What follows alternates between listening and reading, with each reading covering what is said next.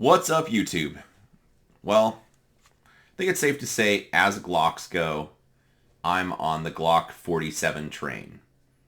But I want to talk about why that is, and it's going to be a little bit subjective based on feel, and it's not something that's necessarily backed up with a timer or an Excel sheet or anything like that. I want to contrast it to this gun, the Glock 17. Shot both these guns a fair bit the last couple days. From the outside, if you look at them, the slides are basically the same length. The grips are basically the same length. These guns look pretty much identical. There's just, I'm sure the Glock nerds can point out more things, but there's one thing that's mainly different between the two that I'm going to draw your attention to. That is just the recoil spring. So this is the Glock 17. Notice the recoil spring goes from here. It goes all the way down to the end of the slide. This is the Glock 47.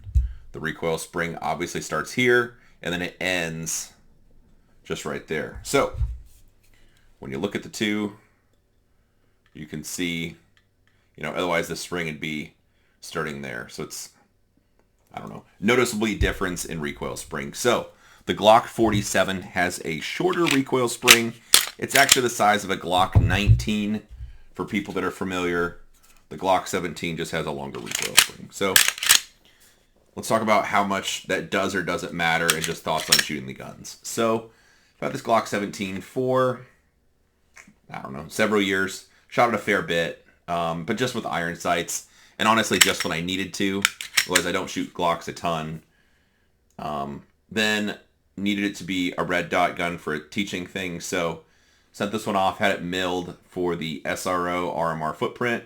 It's wearing a Holosun 507 comp. So with the dot on it then, I've shot it a decent bit just to make sure, a couple thousand rounds, the gun's good to go, zeroed, kind of all that kind of stuff. So nothing crazy. Let's say a couple thousand rounds, just enough to make sure the gun's good to go, zeroed, all that kind of stuff. This one, the Glock 47, this is just a brand new MOS gun. Added a 507 comp on this one also. Otherwise, the only other modifications either guns had is just the triggers. The gun's factory as far as the rest of the internals and stuff like that. So, why do I prefer the Glock 47? The difference is in the recoil impulse, but like I said, it's not something that I could really put on an Excel sheet, or I don't think a timer would necessarily pick up. When people talk about recoil for guns, there's a wide variety. Well, I'll talk about triggers first, but then that'll tie nicely into recoil. So, for example, to contrast the triggers on these two, this one has a tactical trigger. Overall, the weight isn't quite as light as what's in the other gun. I'll talk about that in a second. The trigger has just a tick more, even after being shot a bit and dry fired a bit. Once you get to the wall, it's kind of like a little bit of grit and travel and stuff before it breaks. So if you look at that trigger now, contrast that to this Overwatch precision trigger in this Glock 17. If you watch the difference of the trigger's just got a rolling break. Like, hopefully you can tell by just looking at it, this trigger is nicer. It's lighter. It does stack a little bit at the end, so I can feel it gets heavier, but it really never creeps. It just kind of rolls along, and at the end, it's quite nice. You can feel a defined wall, but this gun just rolls through. If you're going to bullseye shoot or something slow fire, I suspect this is the one 9 out of 10 people would like. However, when I'm shooting the gun, this one I do not like nearly as much as the other one. So the weight, if people go off the weight for how heavy the trigger is, this one would be, this one's, lighter. I suspect in pound weight, the feel, it feels like the trigger rolls a bit more compared to like stopping and stacking or staging where it gets heavier. But the thing I really, really like about this trigger is after the shot breaks, the gun cycles, the trigger, like the reset's very aggressive.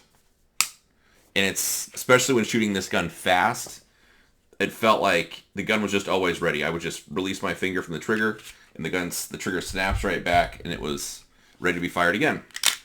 Contrast that with this one. If you just look at it, still resets just fine.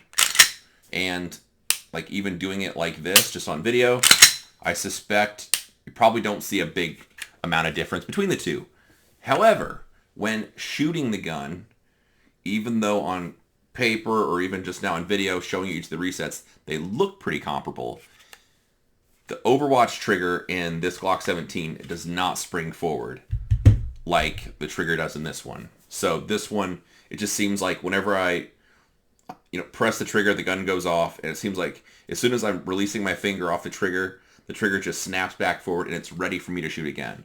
So again, in weight of trigger pull, in quality, where you could say this one has more stacking, it doesn't quite break as cleanly, overall it's a heavier weight. This one is the one I prefer to shoot over that one, just because of the reset, and when you're pulling the trigger fast and trying to shoot quickly, I don't notice this little bit of kind of grit, this little like stacking part. Not an issue at all. I just keep pulling through the trigger, trying to shoot the gun aggressively, and it doesn't matter. So the reset was really the part that I liked on this one over the other one. Now, with that in mind, kind of try to compare this to recoil impulse.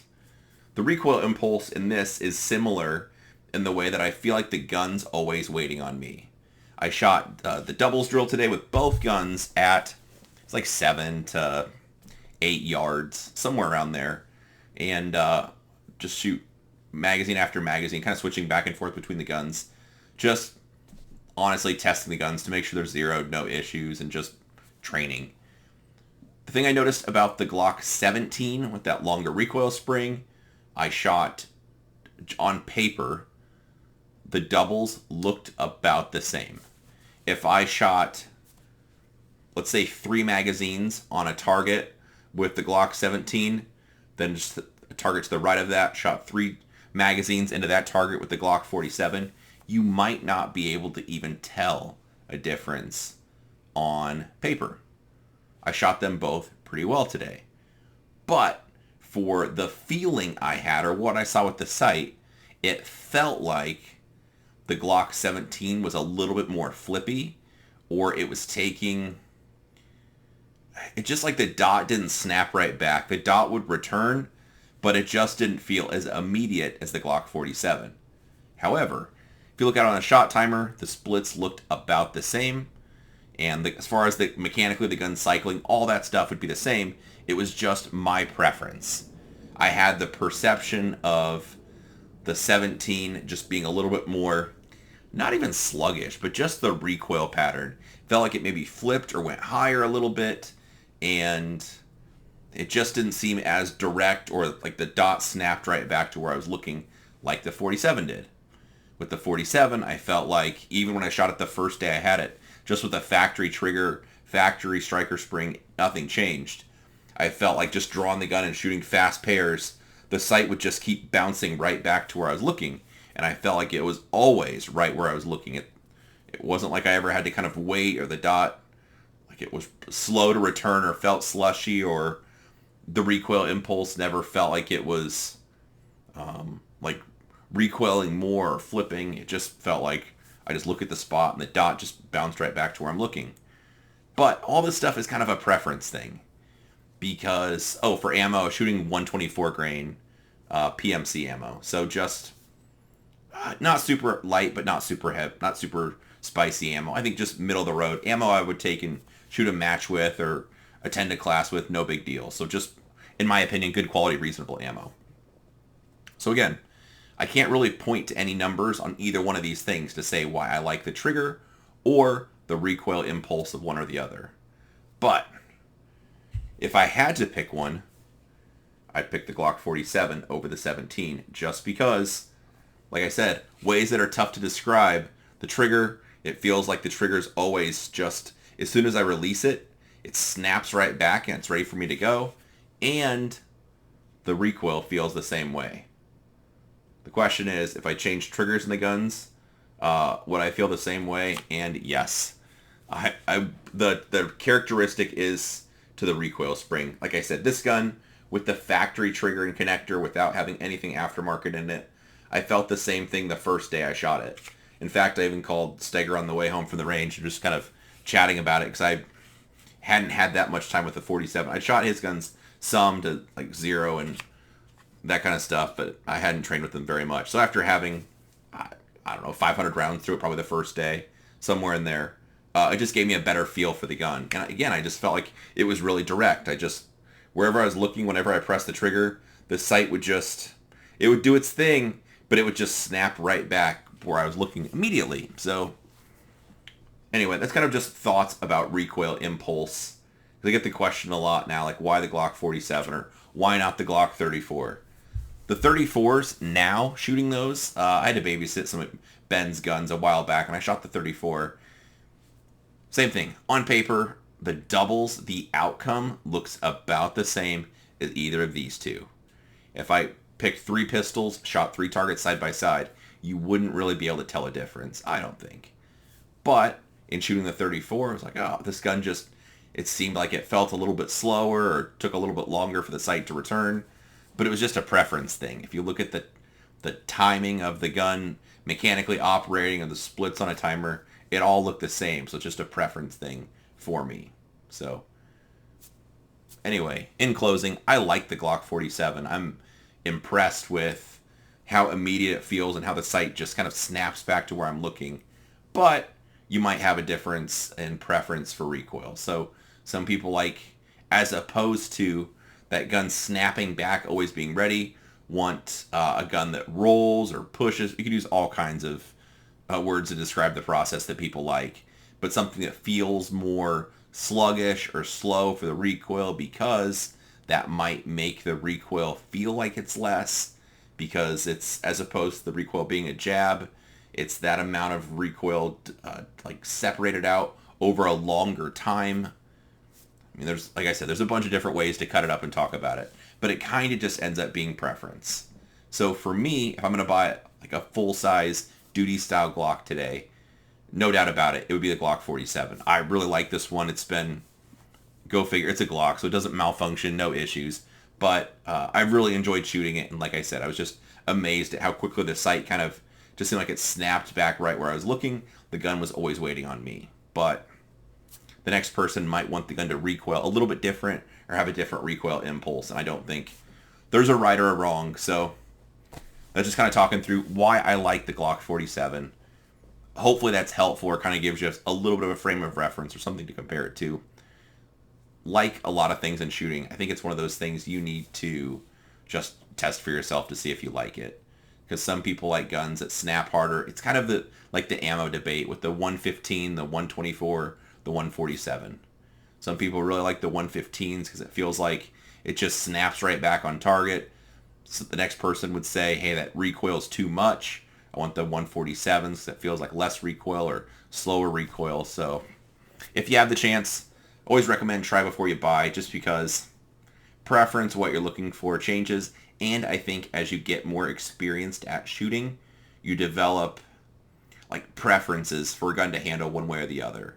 So just something to think about for today. I'm not sure I can come up with any numbers to convince you one way or the other, but I do have a preference for the Glock 47, and kind of articulate why that is, and maybe give you some things to think about if you're kind of debating between different models or assessing a pistol you're thinking about buying. So appreciate you watching. If you have any question, comments, your 2 cents, the way you analyze or compare and contrast models, feel free to drop them in the comments. I do my best to read through the comments, and honestly, I'm interested, like the process you guys would use on something like that, what you would think, or if you think it's all in my head. So anyway, appreciate you watching. Have a good day.